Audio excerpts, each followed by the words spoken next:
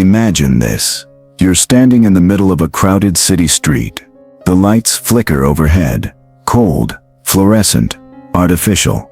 Around you, people move like ghosts, eyes locked to screens, faces drained of presence, laughter reduced to static echoes of something once real.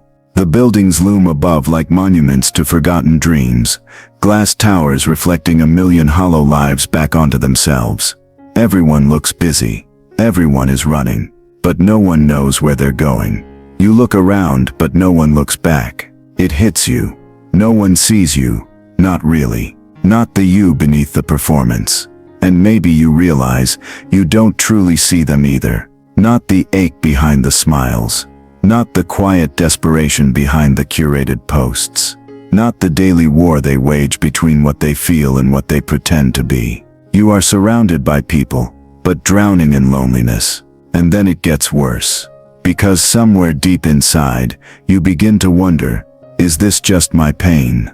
Or is this world itself broken? We tell ourselves we've evolved. That technology has connected us. That progress has made us freer, richer, better. But if we were truly evolving, why do anxiety rates rise every year? Why do so many feel more numb than alive? Why is it that in an age of instant communication, the number of people who feel profoundly unseen is higher than ever? What kind of civilization breeds millions who would rather scroll endlessly than sit silently with their own thoughts? We build faster networks, yet suffer slower minds. We celebrate self-love, yet quietly loathe ourselves in the mirror. We worship freedom, yet feel shackled by invisible chains, expectations, illusions, fears we can't name but can't escape. Here's the paradox. In a world that preaches individuality, we've never been more afraid of being alone. In a world obsessed with happiness, we've never been more depressed. In a time where we can share anything with anyone, we've never spoken less of what truly matters. Isn't that strange? How is it possible that in our pursuit of meaning, we've constructed a society that seems to strip it away? That in chasing comfort, we've made ourselves more fragile? That in trying to be seen, we've buried ourselves under layers of masks? Do you ever feel like we're part of some elaborate performance? One where the roles are assigned at birth, the costumes stitched by culture, the lines fed through invisible wires. And if you stop to question the script, you're labeled broken. But what if it's not you that's broken? What if it's the script itself? What if the world we've built to heal us is the very thing making us sick? It's a terrifying thought, that maybe the system isn't designed for your well-being, but for your obedience. That maybe we were never meant to fit in here. Not because we're flawed, but because the mold is deformed. And every time you try to conform, some vital part of you quietly dies. This is not just a personal struggle. It is collective. It is spiritual. It is psychological. And it is everywhere. You see it in the child numbing their imagination with dopamine-loaded games. In the teenager who smiles on camera but silently wonders if they matter. In the adult who wears success like armor, while their soul whispers of dreams they abandoned long ago. This world, your world might be broken. But here's the greater tragedy. Most people don't even notice. They've adapted to the chaos, made homes in the wreckage, normalized the emptiness. And every now and then, when the silence creeps in, they drown it in noise, music, scrolling, shopping, sex, substances, anything to avoid the question, what is happening to us? Why does joy feel so far away? Why do we all keep pretending we're okay, when clearly we're not? So before we go any further, pause, really pause, feel the questions clawing at the edges of your certainty. Don't run, don't scroll away. Sit with the discomfort, because somewhere inside that ache is the first truth worth discovering. And if you're still here, if this speaks to something you felt but couldn't say, then you've already begun the journey. You're not broken, you're waking up. Before we continue, subscribe, not just to this channel, but to a deeper truth. To conversations that cut through the noise. To awakenings disguised as questions. This isn't just content, it's a mirror. and it will demand more from you than comfort ever could. The next step. Let's dig deeper into the root of this fractured reality, into the why behind the pain, into the psychological machinery, quietly shaping your beliefs, your behaviors, your very sense of self. Because if we don't understand the hidden forces distorting our inner world, how can we ever hope to fix the outer one? Let's find the source. We were born into a storm we didn't create. You didn't choose the world you woke up in, the values, the narratives, the rules of the game. From the moment you took your first breath, the world was already whispering who you should be. Before you even learned to speak, it taught you how to perform. Be good, be liked, be productive, be normal. But beneath those whispers was a subtle threat. Or else you'll be left out. Or else you'll be alone. Or else you'll be nothing. This is the hidden architecture of the broken world. It doesn't shatter you in obvious ways. It trains you piece by piece to betray yourself until one day the mask feels like your face. And the scariest part, most people will never even notice it happened. Let's rip that mask off. The inheritance of emptiness. Carl Jung once warned that the greatest burden a child must bear is the unlived life of the parents. But what happens when the entire culture hands down an unlived life? Modern society inherited a myth, one stitched together from industrialism, consumerism, and post-war promises of prosperity. The myth says, if you work hard, follow the rules, climb the ladder, and own the right things, you will find happiness. But that promise is crumbling. People are working harder than ever, yet depression and burnout are at record highs. We are surrounded by wealth, yet starved for meaning. Why? Because the system confuses function with fulfillment. You are taught to optimize yourself like a machine. Productivity trackers, sleep metrics, routines, goals, growth hacks. But you are not a machine. You are a soul, and a soul does not thrive on checklists and algorithms. It thrives on purpose, connection, depth, the very things modern life has reduced to luxury. In the eyes of this culture, your value is your output. You are only as good as your resume, your beauty, your engagement rate, and so you internalize it. You turn yourself into a brand. You trade authenticity for approval. You perform happiness while your inner world quietly erodes. Friedrich Nietzsche called it nihilism, the quiet collapse of meaning under the weight of hollow ideals. A world that once looked to the divine for direction now stares blankly into the void. Without something greater to orient us, we chase shadows, fame, wealth, pleasure, likes. But shadows cannot nourish you. They only stretch the emptiness further. The lie of separation. One of the most insidious myths we inherit is the idea that we are separate from each other, from nature, from ourselves. Individualism told us to build our lives like fortresses. Compete, dominate, isolate, be better than, be above. But this lie comes at a cost. Jean-Paul Sartre wrote, "Hell is other people." But the deeper truth is hell is the illusion that we are alone in our suffering, that we must fight, achieve, and survive as isolated egos in a world that doesn't care. Yet neuroscientists now confirm what mystics always knew. We are wired for connection. Our brains literally light up in resonance with others.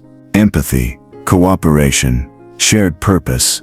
These aren't luxuries, they are necessities. Still, we live in a world that suppresses vulnerability, that shames emotion, that teaches boys not to cry, and girls to shrink themselves, that praises masks over truth, performance over presence. So we fragment ourselves, we push down what hurts, pretend we're okay, wear smiles that feel like lies, and every time we do, we move a little further from our true self.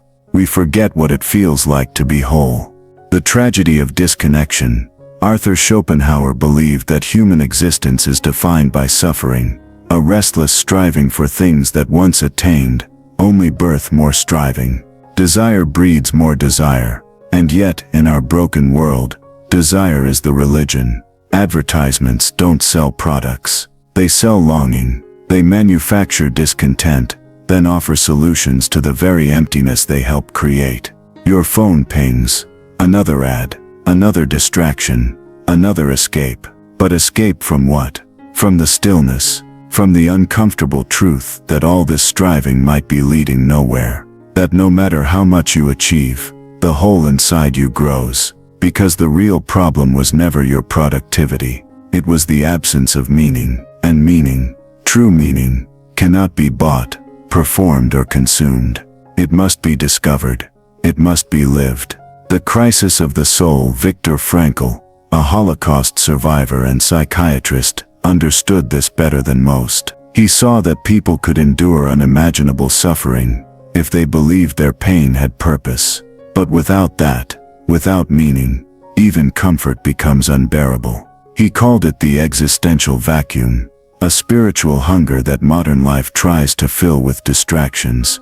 But deep down, the soul knows when it is starving. You know it too. You felt it in the silence between texts. In the moment after a temporary high fades.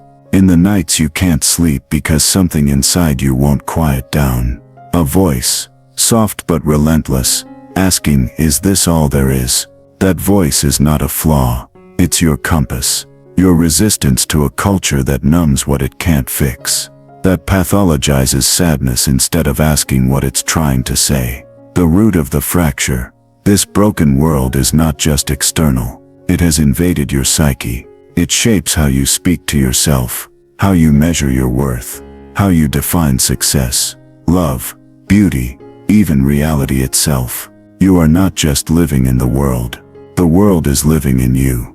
And unless you see it, unless you expose the operating system, you will keep repeating its scripts. You will keep climbing ladders that lead nowhere. Keep performing roles you didn't choose. Keep waking up with a life that looks right on paper, but feels like a stranger's. So now the question grows louder. If this is the world's script, what would it take to write your own? What would it take to unlearn the conditioning? To break the spell? To remember who you were before the world told you who to be? That's where we go next. But know this awakening is not comfortable. It is raw. It is painful. It will make you question everything. But what's the alternative? To keep living asleep? No. If you're still here, it's because something in you refuses to settle for the lie. You are ready, not just to see the truth, but to feel it, to live it, to let it burn away everything false. Ready to see what happens after the mask slips off. You wake up, but you don't feel rested. You eat, but you don't feel nourished.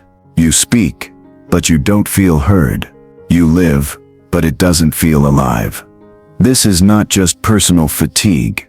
This is the slow decay of a world losing touch with its soul. The true horror of a broken world is not that it wounds you with violence.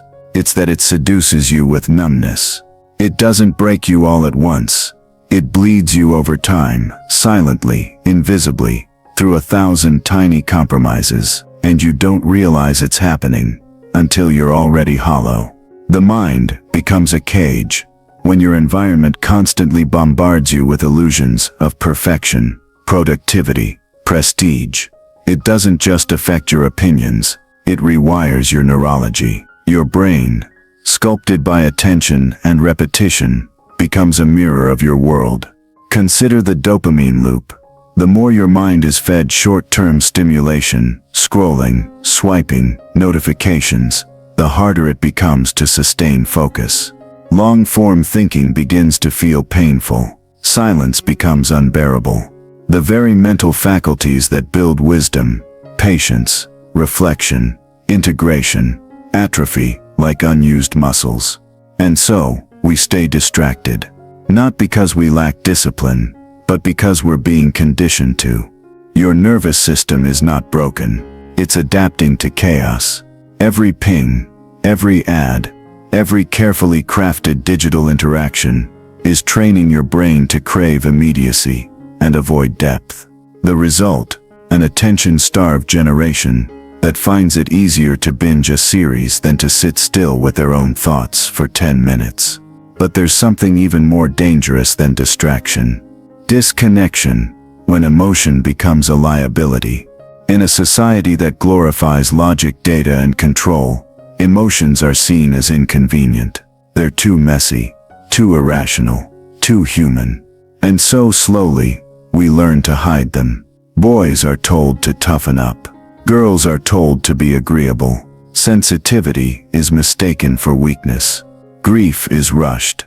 Anger is shamed. Sadness is medicated. We become emotional contortionists, smiling when we're hurting, nodding when we want to scream, saying I'm fine when we're anything but. But emotions don't vanish. They store. Trauma is not just what happens to you, it's what happens inside you when no one helps you process what happened. It calcifies. It manifests in the body. Tight shoulders, shallow breath, racing heart. In the mind, self-doubt, shame, numbness. The broken world teaches you to suppress pain instead of exploring it.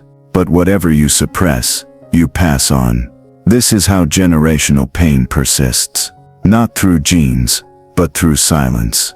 The culture of pretending. Let's be honest, we are living in an age of performance. Social media has turned life into a stage, with every moment curated, filtered, optimized for applause. You're not just living your life, you're broadcasting it. And that changes you. You learn to measure your worth by likes, to compare your behind the scenes to someone else's highlight reel. You post to be seen, but you end up feeling more invisible than ever. This is the new loneliness, to be surrounded by eyes, but still feel unseen. Even in real life, the pretending doesn't stop. Workplaces reward image over authenticity. Friendships tiptoe around truth. Relationships fracture under the weight of unspoken expectations. Authenticity becomes risky. Vulnerability becomes a gamble. And little by little, the mask becomes permanent. You lose touch with what you actually want. You confuse who you are with who you think you're supposed to be. And here's the deepest wound of all. You become a stranger to yourself. The collapse of meaning. Nietzsche foresaw this moment. He called it the death of God, not just in the religious sense, but the collapse of shared meaning. Without a unifying story, humanity drifts. We become cynical, rootless, addicted to novelty, yet bored with everything. We laugh without joy. We succeed without fulfillment. We consume endlessly, hoping to fill a hunger we can't name. And the system loves this hunger, because it's profitable. The more disconnected you are, the more products you need. The more insecure you feel, the more validation you'll chase. The more spiritually empty you are, the more you'll buy to feel full. The machine doesn't care about your healing. It thrives on your fracture, but you're starting to see it, aren't you? This world wants you anxious, because anxious people buy more. This world needs you insecure, because insecure people are easier to control. This world profits from your pain, and the most disturbing part, we've normalized it. We've accepted that work must drain us, that relationships must feel transactional, that life is just a grind toward an uncertain retirement. We've made peace with prisons, just because the bars are invisible. But even prisons with golden walls are still cages. The false self psychologist Carl Rogers spoke of the real self and the ideal self. When there's too great a gap between who you are and who you think you should be, psychological distress sets in. That's the pain many carry today. A chronic dissonance between truth and performance. You were born whole, but over time you were taught to split, to be agreeable instead of honest, to chase approval instead of integrity, to suppress wonder and call it maturity. The real tragedy isn't that we lose our childhood, it's that we lose the parts of us that felt most alive, and in their place we adopt roles: the successful professional, the perfect parent, the cool outsider, the spiritual guru. Each role a shield, each shield a barrier to intimacy. So even when we connect, it's role to role, not soul to soul. The quiet desperation. Every day, millions wake up with a silent ache. They may not speak it. They may not even understand it. But it's there in the background, humming like a low-frequency signal they can't turn off. Something's missing. Something's wrong. This isn't what life was supposed to feel like. They'll scroll to drown it, work to outrun it, laugh to disguise it. But the ache remains. Because it's not just psychological, it's existential. It's the soul whispering, "This isn't your path. This isn't your truth. You were meant for more." And until you listen, until you face the darkness you were trained to avoid, you will remain trapped. But here's the hope. The ache is not the enemy. It's the invitation.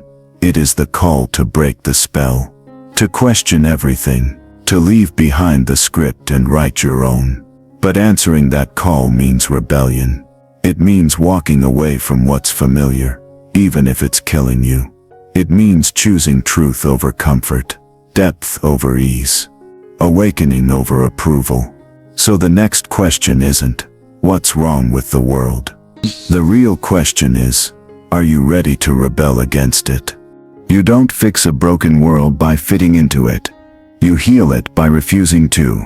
And that refusal, quiet, radical, courageous, is the beginning of your rebellion, not the kind with fists in the air or riots in the street.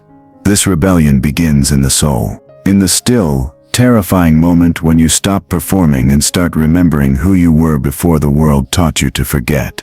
You were not born for this numbness. You were not designed to endure a life of silent despair while pretending everything is fine. You were born for truth, for connection, for meaning. And the first act of rebellion is this: stop pretending. Stop pretending you're okay if you're not. Stop pretending your job is fulfilling when it drains you. Stop pretending the mask is your face. Let the cracks show, because the cracks are how the light gets in. Relearning how to feel. For most people, the journey back to self begins with a breakdown, when the body says no before the mind can rationalize it.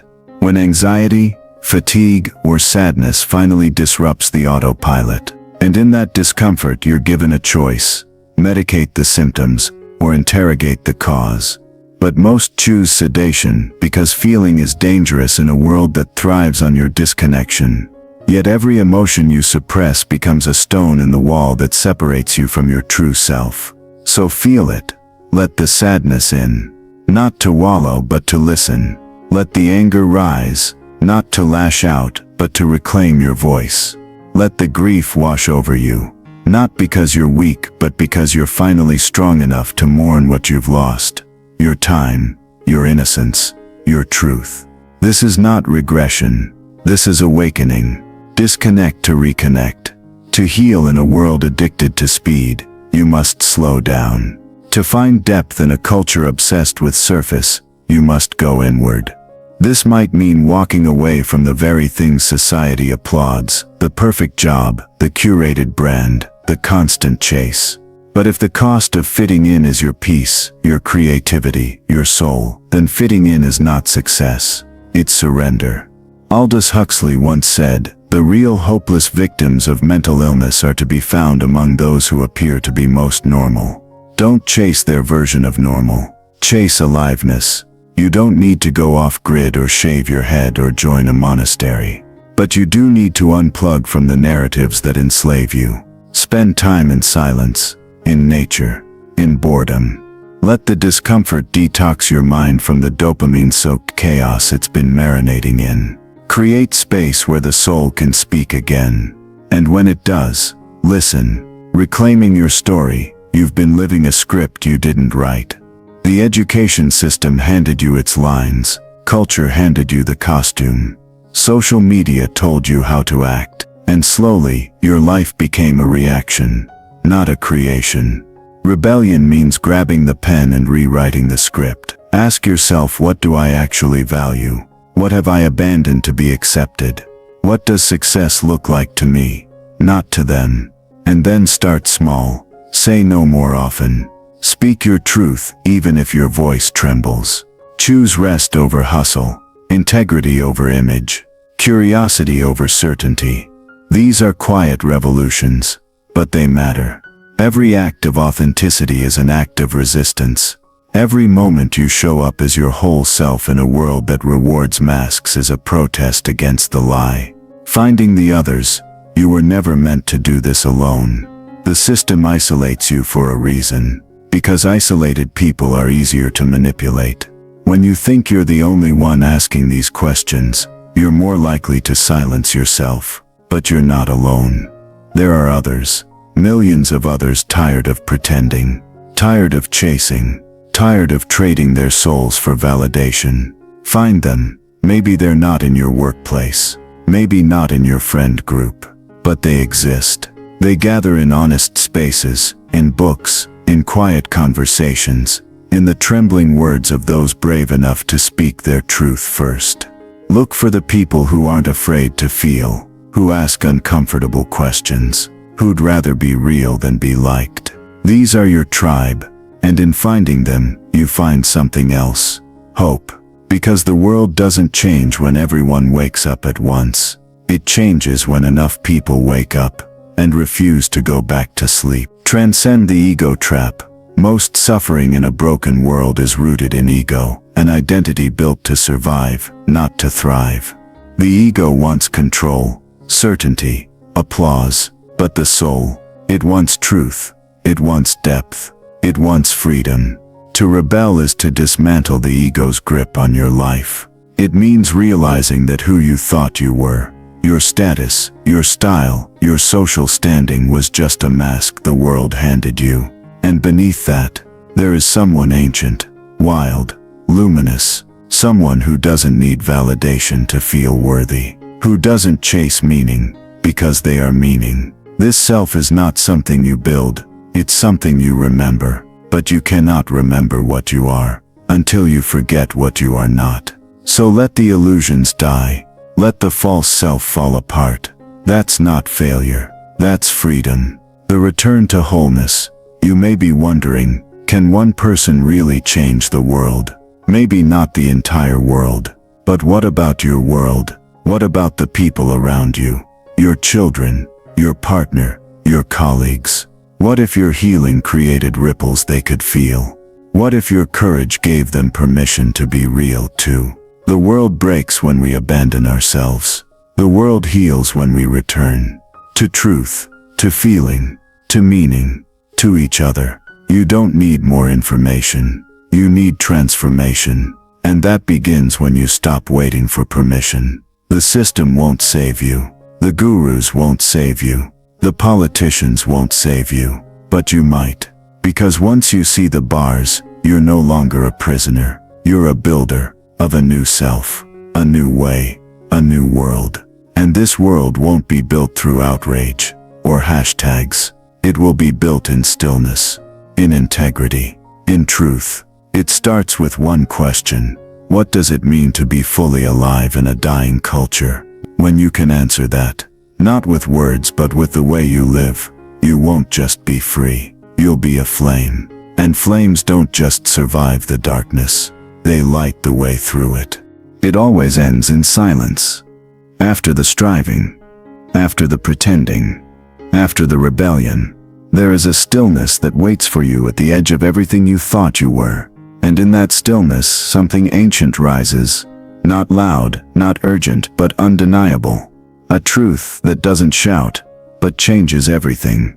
You were never broken. You were born whole, radiant, connected to life, to meaning, to the world itself. The pain you carry isn't proof of your failure. It's evidence of your remembrance. A compass buried beneath the noise, pointing you back to something you forgot long ago. You are not separate. Not from others. Not from nature. Not from purpose. Not even from the divine.